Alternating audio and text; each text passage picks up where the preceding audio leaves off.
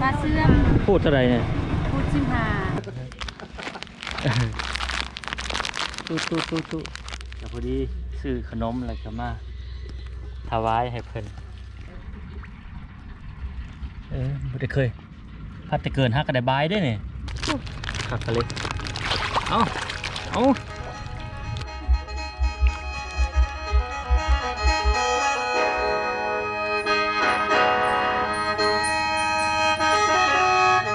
เส้นทางการเดินทางของข่อยมื้อนี้ออกจากบ้านมองไข่และเส้นทางที่ออกจากนี้ไปจะใช้เวลาอยู่ประมาณอยู่2 ชั่วโมง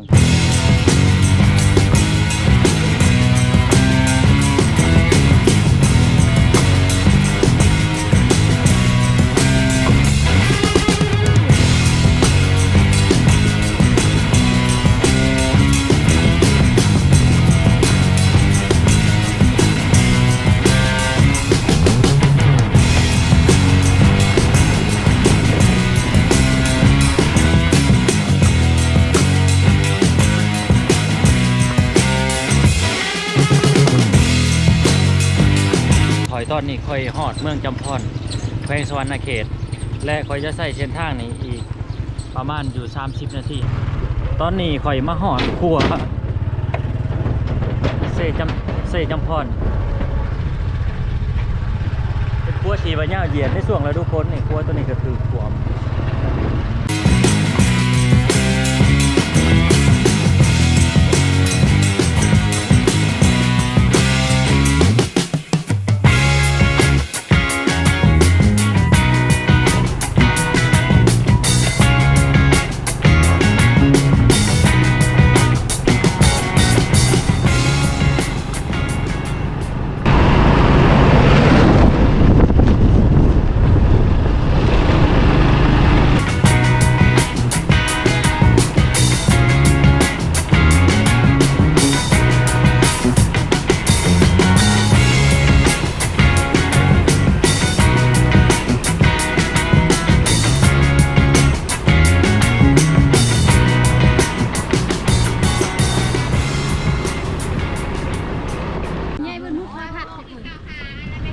เบิ่งโทรทัศน์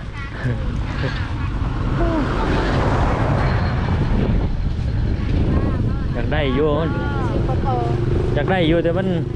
เฮ็ดกินบ่เป็นมันไกลจากเพื่อนงามเนาะป้านางบ่กิโลปลาปลาเสื่อมพูดเท่าไรเนี่ยพูด15 2พูด25เล่นพลาด15,000 2พูด25,000 2พูด25,000มันสิบ่เน่าบ่หอยแมลงอย่ามันเน่าก็ขอเนาะรอเบิ่งซะก่อนที่รอก็มีเนาะชื่อเจ้านี่ก่อนคนมันบ่มีบ่เฮ็ดกินเลยที่รอใหม่ๆเนาะรอเนี่ยไปป้าคนนึงป้าว้าวว่าแม่แข้งชื่อตะวันนี่ลายมีหมากเล่นมีหน่อไม้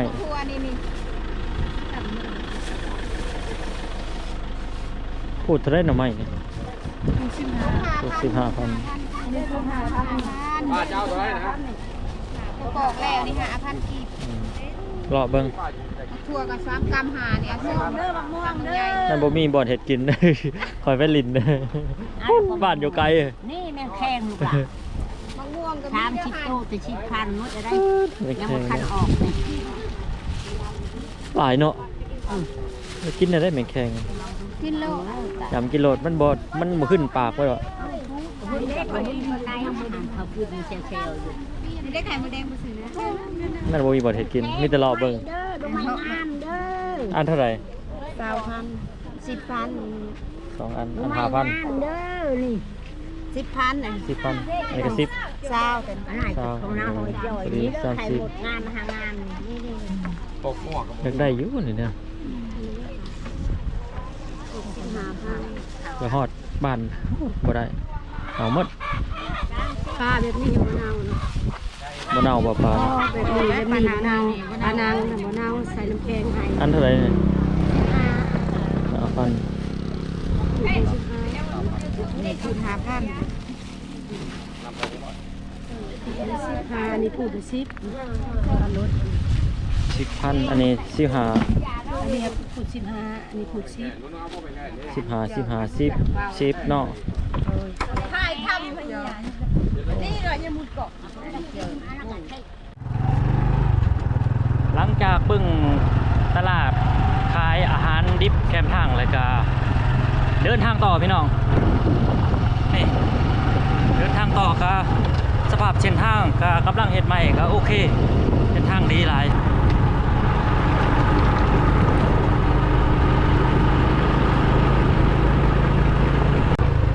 โอ้โห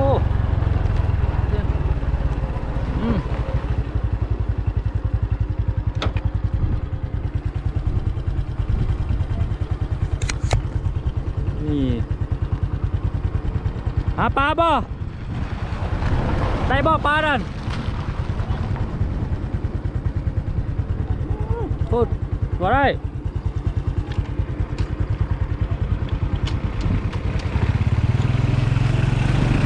ตอนนี้ข่อยมาหอดบ้านดอนแดงเลย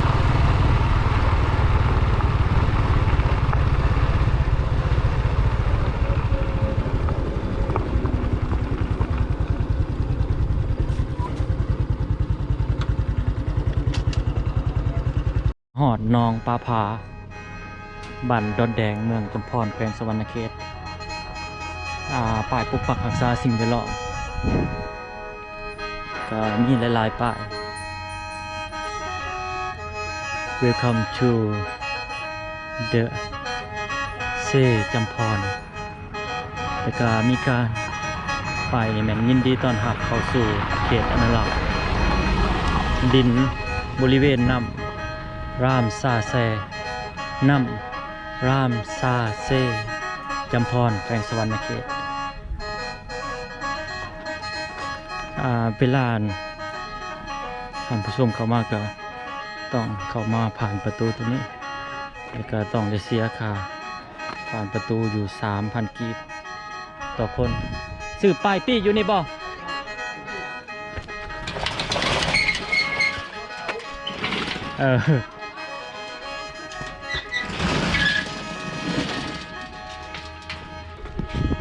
เป็นถุงลอยถุงละพันเป็นถุงใหญ่ถุง10,000เอาทงหน่อยก็ได้จะหา3,000 เอา7ทงก็ได้10เลย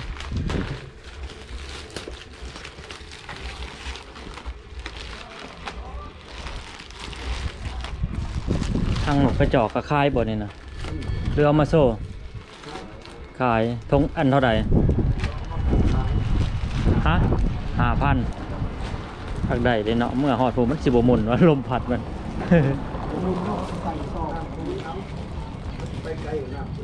ก็ใส่กระตารถเต็มถุงเลยทักได้เลยเนาะขันมันขี่รถใหญ่มากที่ซื้อมาเยอะ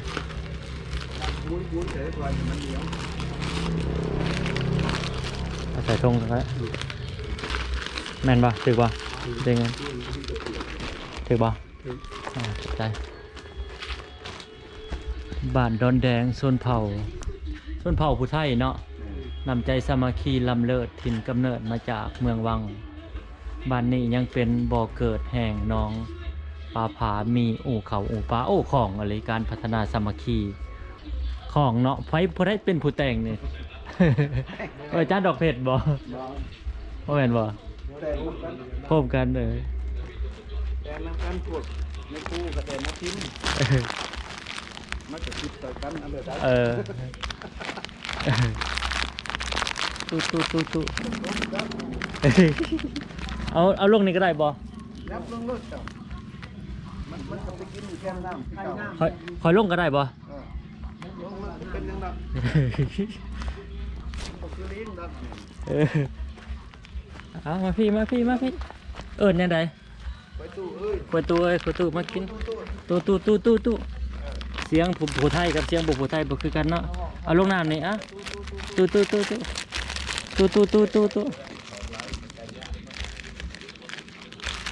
ก็ได้เนาะตู้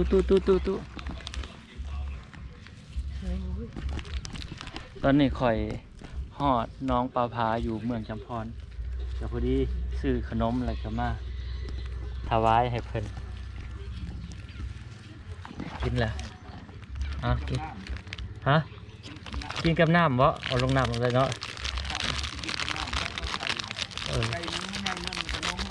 ไก่ก็กินน้ำเห็นอย่างได้เนาะบายก็ได้บ่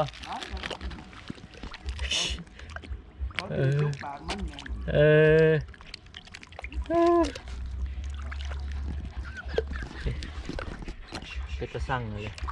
นะฮะแซ่บบ่แซ่บไม่ได้เคยพัดแต่เกินฮักก็ได้บายได้เนี่ยคนมาเบิ่งวิวบ่ฮักไปแม่นแหละ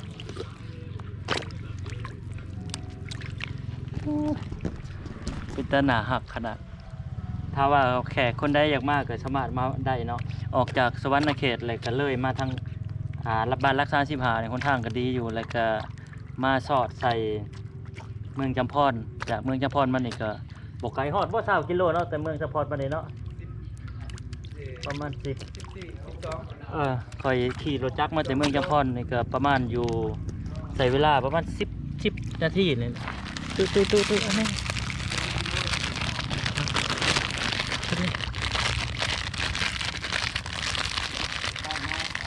ตู้ซ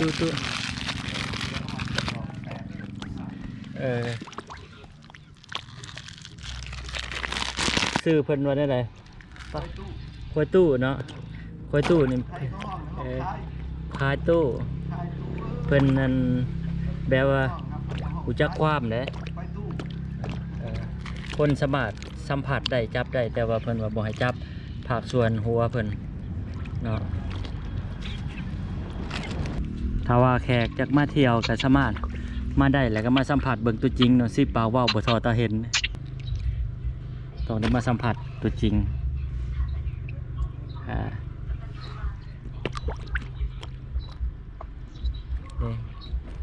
ผู้ความเนาะ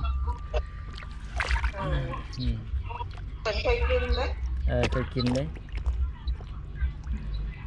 เห็นอะไรกระย่างคือมาได้ผู้ย่างคือไปหอดเทิงคนผู้ย่างไปหอดผมย่างไปหอดคนละขอย่างลงมาเนี่ยย่างลงมาเนี่ยแล้วก็กินอยู่นี่กินกับน้ำเบิ้งไปเอาให้อีกก่อนเอาตัวนี้ก่อนเวลามาเนี่ยเขาต้องซื้อขนมเลยซื้อขนมไปเกลือเพิ่นไปตู้แต่เวลาเกลือเนี่ยเขาต้องเกลืออยู่กับน้ำโคตร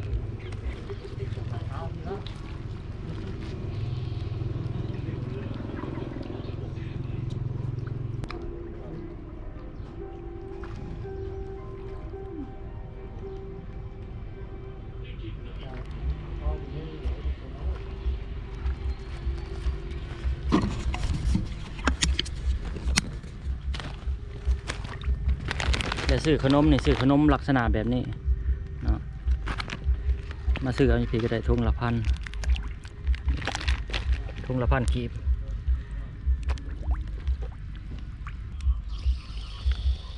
เด่นนี่กินนี่กิ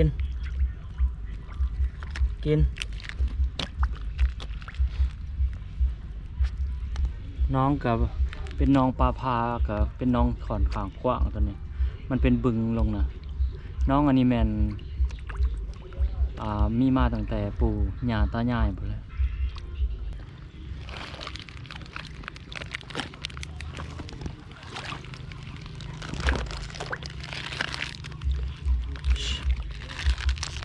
ก